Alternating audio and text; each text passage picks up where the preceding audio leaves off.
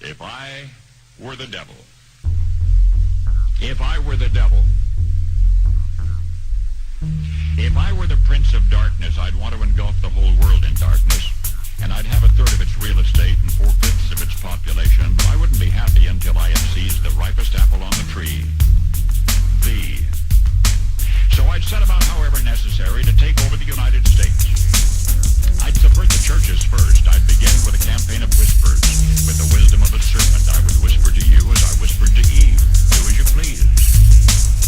To the young, I would whisper that the Bible is a myth.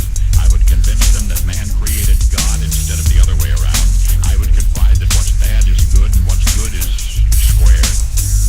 And the old, I would teach to pray after me, Our Father, which art in Washington. And then I'd get organized. I'd educate authors in how to make lurid literature exciting so that anything else would appear dull and uninteresting. I'd threaten TV with dirtier movies and vice versa.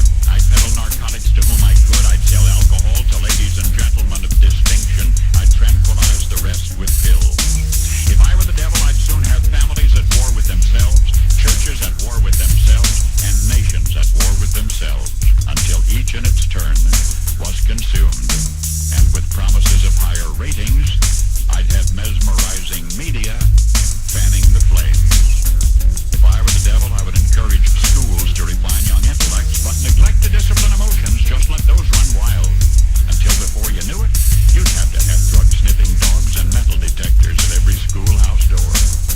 Within a decade, I'd have prisons overflowing. I'd have judges promoting pornography. Soon I could evict God from the courthouse, then from the schoolhouse, and then from the houses of Congress. And in his own churches I would substitute psychology for religion and deify science